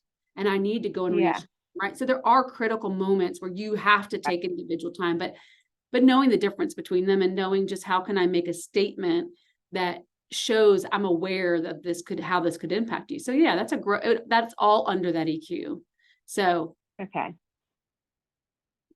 something maybe to consider for development. Yeah.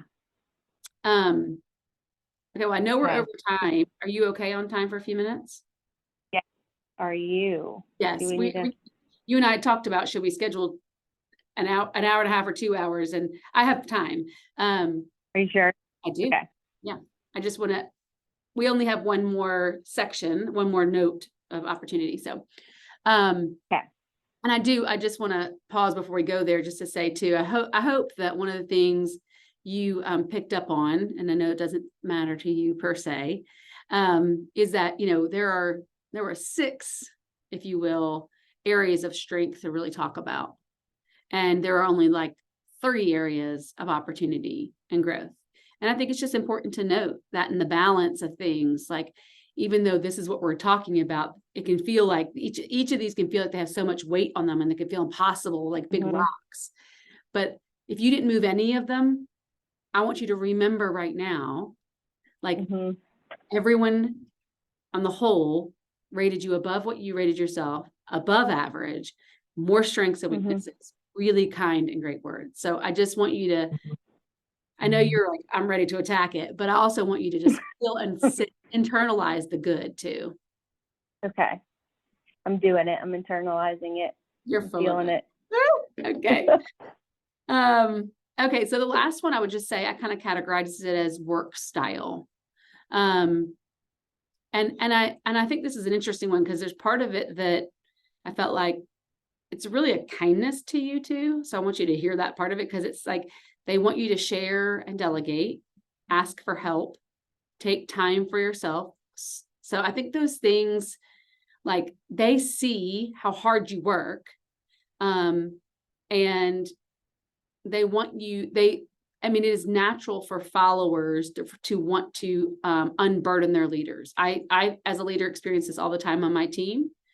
Like, I know they have as much on their plate in terms of tasks as I do in terms of leadership responsibilities some days, but they'll be like, can I do anything for you?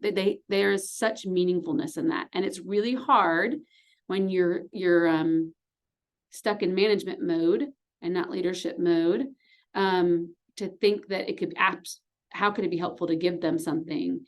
And my coach told me once, your trash is someone else's treasure. Because it gives them a feeling of helping, and it gives them something new to try, a new thing to flex. So there's lots in there of delegation to talk about, that we could talk about. One of the things I kind of heard consistently in that work style was slow down. Don't act too soon. Be sure there's a clear plan first, including buy-in and accountability. Don't just work from the list of the next thing, but actually prioritize and schedule things so that it's not, it's not this pace setting that you naturally come from, right, for them. And in that, jumping to problem solving and solutionizing. And so one of the things in that there's more in that problem solving and solutionizing too, is that goes back to emotional intelligence. And so I wanted to kind of make that connection because, and maybe you and I have talked about the Townsend model and the 4 quadrants of nutrients. I don't, if you remember that vaguely, but one of the things that is kind of thought there is that, oftentimes when people come to us with things that are difficult, we want to jump right to what John Townsend would say is the 4th quadrant, which is problem solving, solutionizing, action steps, things like that. And that oftentimes what they really need is for us to stay in quadrant 1 far longer than we are comfortable, because we want to get to solutionizing and all that, because we can see it so clearly. But rather they need comfort, containment, attunement, encouragement. They just need to be your presence. And so when we're jumping to these things, we can miss that opportunity to emotionally connect. So some of it is the emotional intelligence side of things again, but a lot of it is about, recognizing your pace and capacity versus others. And also, you feeling the demands and knowing how to not rush into a solution because you feel that, I was told one time, on a scale of 1 to 10, we really need to stop sometimes and ask ourselves, is this a 2 or a 10? Because then we can get into that trauma response, that criticality response where everything's just a 10 all the time. And so how can we, again, it's ranking the fires, right? Like we said, scaling them and saying, what is this really? And yeah. So that was just the work style stuff, kind of how it. Yeah. I feel like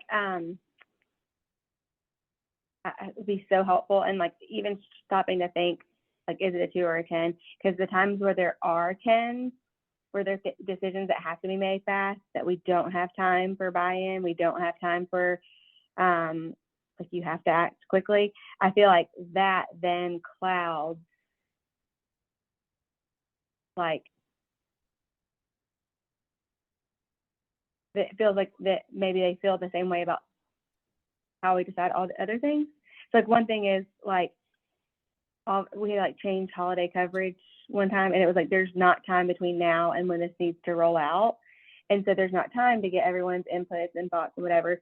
And that like hit our department like, oh my goodness, how could you change the groups, whatever.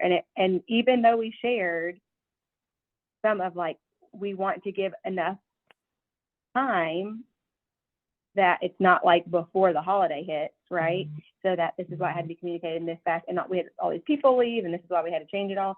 And maybe again, there could have been a little bit more background, but there literally was not that time. But then it's like, okay, what things are being rushed? Like what 3s or 4s or 5s are being rushed that could be slowed down? Yeah, and sometimes you won't get it. I said this to somebody the other day. It's not about getting it right; it's about making it right. And so sometimes, even in the thing that you just described, how can we, when we have that communication, because we don't have time, we have to talk about this holiday rescheduling thing. But knowing that for some people, that really impacts their, like they hold their holidays in high regard.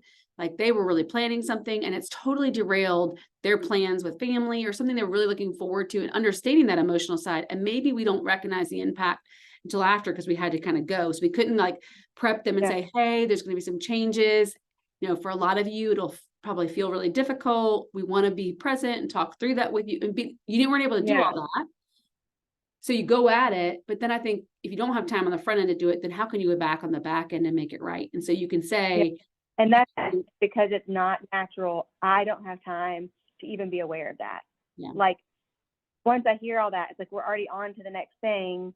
Like that would take a lot of me pausing, creating, because that's not natural for me. It's like this needs to happen. And now for me to spend that time doing that, it's gonna, because it's not natural, and like just a quick little email, it's like, that's why I feel like there's not time for it, because it's not as natural, and there's things that's like needing to probably just develop those things so that. And I think, like you said, as best, as best you can, like in that setting, that's probably an email that's going to hit hard to a staff that's already really feels undervalued and unappreciated. Recognizing that understanding that from an emotional standpoint. And so maybe going, okay, this really shouldn't be an email, and it's going to be a fight to get them all in one room, but I'm going to ask them for 10 minutes at this time today so I can have this announcement, because in 10 minutes I can describe the change that's coming, but they can see me in person and say, hey guys, I know this is, and if you aren't able to make it during this 10 minutes, come see me today. Like, I want to make sure I've seen you to tell you about this change, even if it's in the hallway for a few minutes, and so knowing when an email, even though it's critical to get it out, then knowing when, like, I can't make this an email because this is too detrimental. This will rock the boat and I need to grab them for 10 minutes, and I'll get who I can in the room and I'll tell everybody else to come see me. Yeah. So, and I'm not solutionizing that one instance. I'm just giving you ideas of like what it can look like to have the awareness ahead of time of when what type of communication matters, the medium of communication, and also just recognizing that, again, I know you don't feel like you have time to do all that. So how do you optimize the time you have and get to as many people as you can with the right messaging? And it's just no, those are great examples. And to hear you say it versus, again, my boss will tell me a lot, like, that doesn't need to be email, that needs to be in person. And she says that about a lot of things, that her communication style, and then it never happens. Right. So I watch thing after thing not happen because she's waiting for the right time, and the right time to happen, and then people get mad that things aren't happening. And so it's like, I again need to see it like, okay, now I understand. It's like, I feel compensating for the communication that doesn't happen. I'm like, I'd rather the communication actually go out than it be done perfect or whatever. Like, there probably could be a better way, but it's like, I know that I'm going to get it out, versus she will not respond to an email because she's waiting to hear from somebody, and it will be 4 weeks before she's even responded, or she's waiting to see them, and then it doesn't happen. And that, I feel like, has negatively affected me. And so then I'm like, there has to be something, even if it's, hey, I'm emailing with senior leadership, I will get back to you as soon as I know something, or just something. Sure. And then all the time she's like, and what she thinks should not be an email, I have very different views on. That's right. Yeah. And that's probably also what makes you, like, so.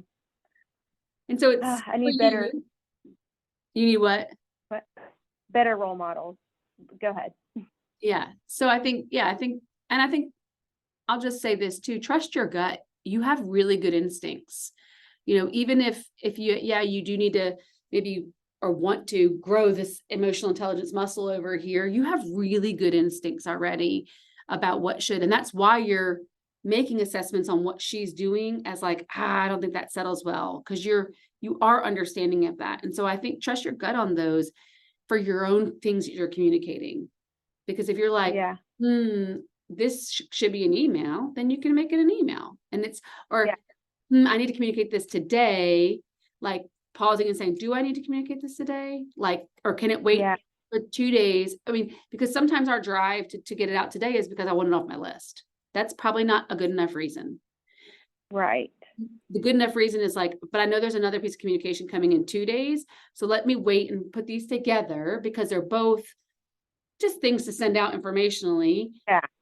So being able to pause and think about what's motivating me to do this, what's the best way to do it, and trusting your instincts, because I think you have good instincts. You just, you don't get a lot of time and space to slow down and ask that, but you can do it in a more rapid fire way, because you could and learn, right? Let's say you do send out that holiday one in an email and you're like, ooh, now I see, maybe I shouldn't. Okay. Great learning experience. Next time you think that something's going to emotionally impact your team, grab them together for 10 minutes and have, Yeah.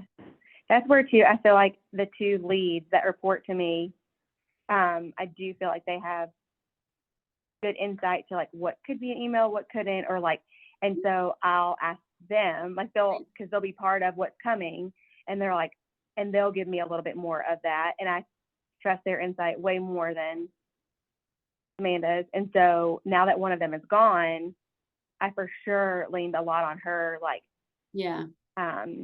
for that, Yeah. because I feel like, you know, playing off each other's strengths and opportunities, she could feel that more, like, oh, people are going to take that. And I'm like, okay, I need to hear that. Like, thank you. And then that would help me. Yeah. Because like, I don't feel like you're saying, I have like these 6 strengths and these 3 things or 4 things to work on. I feel like they're all not going to all shift to my strengths. Like, there's always going to be something that feels more natural. So like finding that person that like can help that muscle, like having that brace that's like, okay, I know you're my filter before I do some of these big things that like my gut's telling me to do this. I feel like it could be this, like, you know, but needing to have those people as part of my team. I love that. And you just you just touched on something that I think my my coach taught me a while ago, that you know, if you were to draw a bell curve and you put a line down the middle on your, if you were to draw it this way, because we're not facing the same way, right? On this side is your strengths, and this side are your weaknesses, let's say. And the things that are closest to the top on the weakness side, you know, I think with development and coaching can become strengths, and they won't hinder you because they're, you know, they're close to that.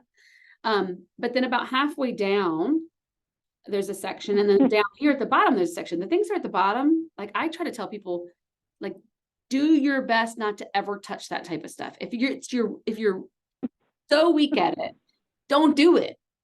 Like for me, that's doing math in my head. I should never do math in my head. Like never. Okay. But in this section in the middle, you're right. Like the goal should not be to make this my strength, but what you just said is so key. Instead, how can I leverage other people, tools, and technology to shore up those places so that they're not hindering my success? Yes. Exactly right. And then everything over here, how can I live out of it? How can I leverage it? How can I leverage it? So 100% agree. These 4 things of, right, this is each one over 4, but I just want to make sure I have them. So 3. Aware of 3. Why do I have 4? Okay, go ahead. Aware of, so I guess aware of what I'm feeling, my vulnerability, my, that is separate from my work style, emotional intelligence, the way I'm communicating it. Well, if you're talking about the opportunities for growth, I kind of put under corporate communication, right? Okay. Wait, that's what my problem is. That's where I read them on here. Okay. I'm like, wait, this is all. Okay. So corporate. And then emotional intelligence. What was the second one you said? The visionary. Okay, so I kind of, all that was under corporate communication. So corporate communication, like being big company, visionary, and all that. But then the next one I kind of put under, again, and you'll get this in the summary, but emotional intelligence is the second one. And then the third one, I was kind of calling it work style, like the share and delegate, ask for help, don't move too quickly, prioritize and fully, you know, don't just jump to solutionizing and problem solving, which again, that last one, the jumping to solutionizing and problem solving could probably be under emotional intelligence too. But the other thing, just to again, in the other feedback section, I just wanted to note for you that, you know, I said, you know, is there any other things that would be helpful to them? Again, I already pulled some of this, but most of it was just wanting to give you another compliment. Like people just talked about how, again, quotes are like, she's such an inspiration to me. She's a high capacity leader. And they did say with your fun and relational side that I talked about before, they just want everyone to see that side. And so I'm sure like when you're buried in the task side of things, that can get hindered, right? So like, even in your emotional intelligence, making sure that is part of you. So don't section off these parts of yourself is what they're saying. They're saying like, instead, keep it all as a whole to you. And so they can, you know, as you're going. And the other thing is like I said, the quote was, not that you're going to do impactful things in the world, no matter what you're doing. And I felt for you, I think I told you that, like, just that you're limited by the system. It's not reflective of you. And just lots, they love you, and a lot of even your, the people that you work alongside of, or even work for you, that a lot of them would consider you a friend. It's not just this professional, relationship. And I think that, I think that what they want to see you grow in, the only other thing they can, besides getting you help and letting people see the whole of you, that included that your emotional awareness, that the EQ, wanting, like, seeing, like, recognizing that they've seen it grow, over the course of time. But they want to really, like, I kind of already said it, like, not just know your emotion, but like feel it too, and let it come through, like we talked about. So it was, again, a lot of high praise. And so I hope that what you take away from this is like, okay, this is great. Like, I'm doing well. I mean, and I'm even doing better in some areas than I thought I was. That gives me a lot of encouragement. And there's some more, like, there's a narrowing now of some things that could be areas I could focus on to really elevate my leadership even more. So I hope that's Yes, I think I do. I feel all those things. I feel encouraged, I feel edified, and I feel clear about things that I can focus my efforts and attention, which is what I wanted out of the original 360, of like, okay, I've got this information, but the having clear focus on like what to do with these things and like develop that felt like the missing piece. Yeah. Like there's things I know about myself. There's things that are edifying and great to hear. Like, okay, that's going well. Yeah. But then there's things that you're like, okay, now what do I do with this? Or like, we can all improve, but I felt very like, or I didn't understand what it meant. Like, kind of talking a little bit about the like getting feedback and listening, or like, oh, well, that's probably a little bit more of like the emotional intelligence side. Like, how am I receiving or communicating some of these things? And so it's like, I want them to feel like they are being listened to or whatever. And what do I need to do about it? So anyway, super helpful. Well, and I think it's really important. Just, I mean, you from what I remember, you got a 360 report back, but nobody's really kind of gone over it with you or even talked through it, right? So I do think that is, I mean, what I hope you'll get at the experience of coaching too, is that this is the 360 feedback is just a starting point of coaching. Like I said, we've been for, I think, 4 weeks or 3 weeks, and it feels like, from here we get to start talking through a development plan. And then for the, because we're going to be together, I think 13 weeks or whatever. So we'll be at week, I don't know, 5, 6, whatever it is, whatever, and still have 7 or 8 sessions to then work on those things. Yeah. You could be a whole new person. You don't need to be a whole new person. Yeah. Pretty good. But it's like, this is like the growth I want that I don't get. Like, this should have, or I would have loved for some things like this to be happening simultaneously as I got into my role. I just feel like there's been a lot of stagnant, like, I've been in my role, I'm doing the things that I naturally just tend to do well, and helping the department. Yes. But there hasn't been any development and growth, like, poured into me or cared about. And so I only can do so much with the tools I have and the capacity. And then if I'm not seeking out these other things, like, how do you expect there to be change? Or how do you expect it to be improving? Not even like, you're bad, you need to be better. It's more like, we just need you to be growing and developing. I'm not. I'm going to do these same things well, and these same things I'm going to be blinded by unless you're working on us as leaders. Yeah. Yeah. And I think, I mean, I hear you. That feels like there's a deficit in your organization, in your leadership potentially. And to what you've said throughout, maybe some of that's very understandable because of the the burdens and the pressure that the organization's under. And therefore that's passed down to your not only the department, but the individual leader too, that there isn't time for your leader to develop you or, whoever to develop you because of where all the status of everything is in the organization. And it's important to understand that. Right. And what you can take away from that is, what do I want to do as a leader with how do I want to take this and turn this around to my direct reports? And again, understanding there are great limitations. Yes. But, how can I take the things that I'm experiencing and reteach them so that, so. Yeah.